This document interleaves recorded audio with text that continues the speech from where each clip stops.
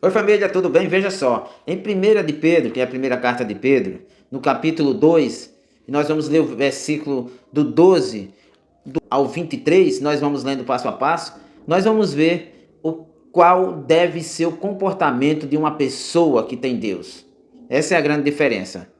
Então, o versículo 12 diz assim: a conduta de vocês entre os pagãos deve ser boa, para que quando eles os acusarem de criminosos, tenham de reconhecer que vocês praticam boas ações e assim louvem a Deus no dia da sua vinda. Olha só,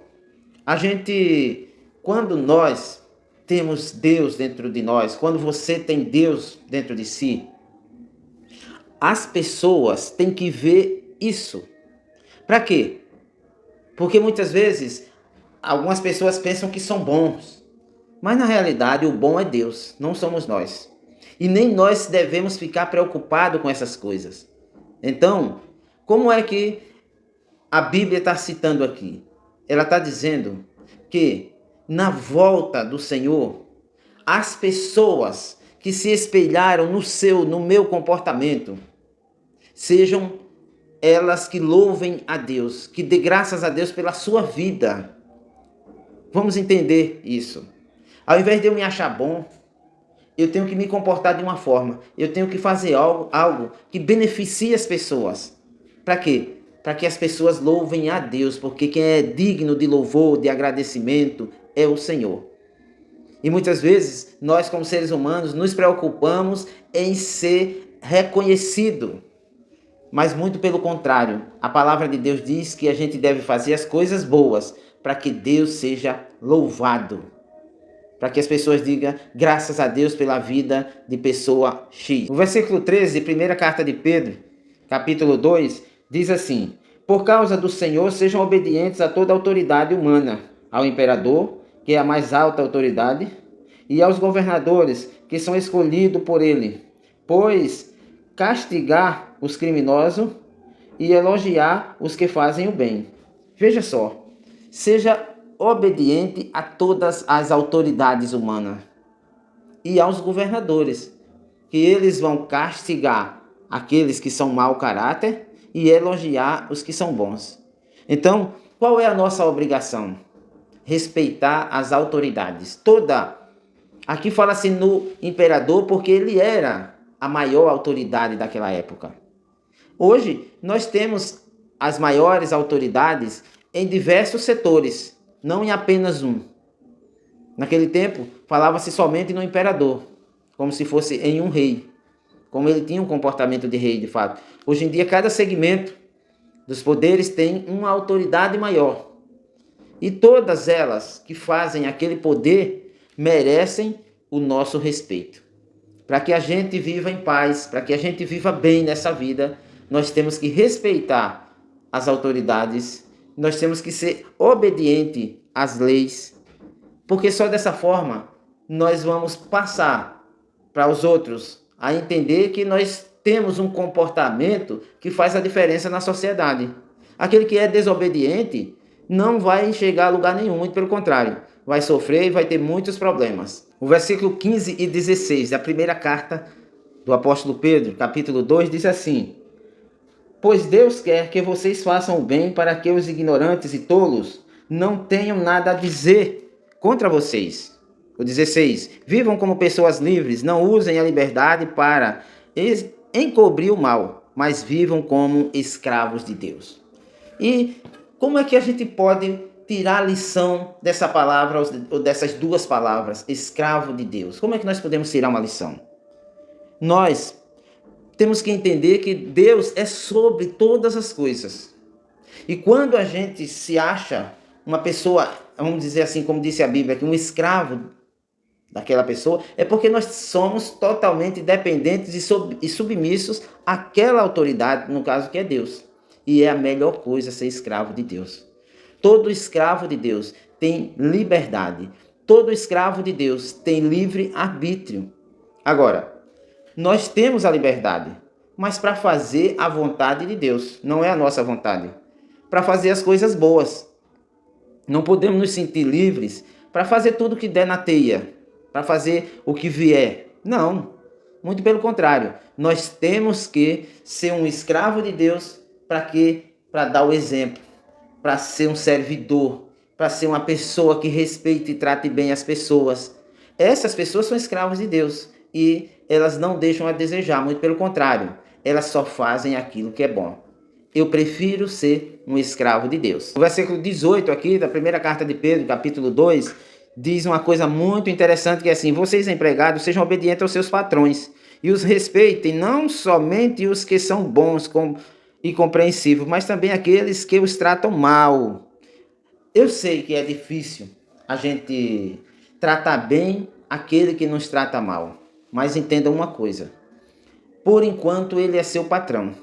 Aí você diz, mas não é meu pai. Sim, eu sei que ele não é seu pai, mas enquanto você não tem algo melhor, vá sofrendo um pouquinho, mas vá ganhando o seu dinheiro e vá sustentando a sua família e vá se relacionando com outras pessoas e vá conhecendo e vá perguntando, que quando você menos esperar, a justiça de Deus será feita, você vai encontrar o lugar melhor. Mas isso não impede que a gente respeite aquela pessoa, mesmo que ele não tenha tanto respeito com a gente. Agora, existem casos e casos. Existem problemas, existe episódio que a gente também não suporta, mas o conselho da palavra de Deus é que a gente se comporte lá onde a gente trabalha, com quem a gente convive, como um escravo de Deus. Não é como um escravo daquela pessoa. A Bíblia é muito clara, fala um escravo de Deus, porque uma pessoa que tem Deus em primeiro lugar, ele só vai incomodar aquele que tiver com Satanás. Mas aquele que tiver pelo menos em paz, ele vai entender a postura daquela pessoa. Ela é uma pessoa simples, compreensiva, cumpre com os deveres dela, então deixe ela quieta, é assim que ele vai dizer. Deixe ele fazer as coisas dele. Se a gente não mexe com ninguém, é porque é amigo.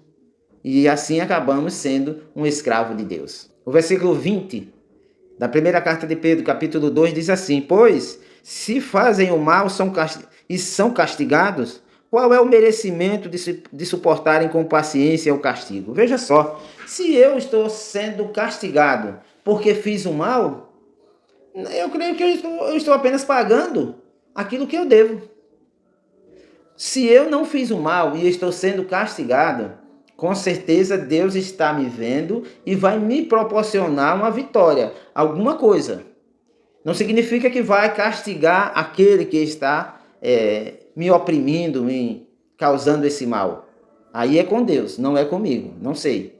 Mas com a gente, aquela pessoa que é maltratada, aquela pessoa que não é respeitada, de alguma forma, Deus está preparando o melhor para ela. É o que o versículo 20 aqui do capítulo 2 de 1 de Pedro está dizendo. Se eu estou sendo castigado porque fiz o mal, eu não tenho nada para reivindicar. Eu estou apenas pagando uma conta, não é verdade? E agora, para encerrar, nós vamos ver o capítulo 2 de primeira carta de Pedro, do 20 ao 23, diz assim, ou seja, do 21 ao 23. Pois foi para isso que ele os chamou. O próprio Cristo sofreu por vocês e deixou o exemplo para que sigam os seus passos. Ele não cometeu nenhum pecado e nunca disse uma só mentira. Quando foi insultado, não respondeu com insultos. Quando sofreu, não ameaçou, mas pôs a sua esperança em Deus, o justo juiz. Veja só, todas as consequências que a gente tem na nossa vida, com certeza o Senhor Jesus enfrentou maiores, porque enfrentou a morte na cruz para aquele que crê. Nós estamos falando de fé. Então, aqui diz que toda aquela humilhação, de insulto, o Senhor não respondeu. Significa que aquele que responde insultos, ele acaba se igualando com aquela pessoa. E é muito ruim a gente se igualar, né? Às vezes a gente diz, mas eu não tenho sangue de barata. Eu entendo perfeitamente que nós não temos sangue de barata. É difícil? É muito difícil.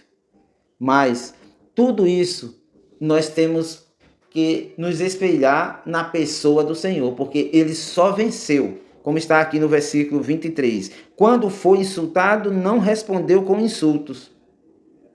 Quando foi insultado, não respondeu. Quando sofreu, não ameaçou, mas pôs a sua esperança em Deus, o justo juiz. Toda desventura da nossa vida, toda dificuldade, se eu tiver a paz, a sabedoria e a ação de colocar isso na mão de Deus, como se ele fosse, como que de fato é um justo juiz, com certeza eu seria vitorioso em todas as batalhas, assim como Jesus foi vitorioso. Vitorioso sobre a morte, Jesus foi. Imagina a gente aqui na terra, nós não precisamos mais morrer por ninguém. Jesus morreu por todos nós. Então, a nossa vitória é muito mais simples do que a salvação da humanidade, para aquele que tem fé. Então, nós devemos nos controlar e pedir a Deus a paciência necessária para entender que Ele é quem é o juiz, Ele é quem vai resolver cada problema. É claro que nós não podemos ficar sendo castigados e acomodados. Nós temos que agir e fazer a nossa parte, mas com sabedoria e paz.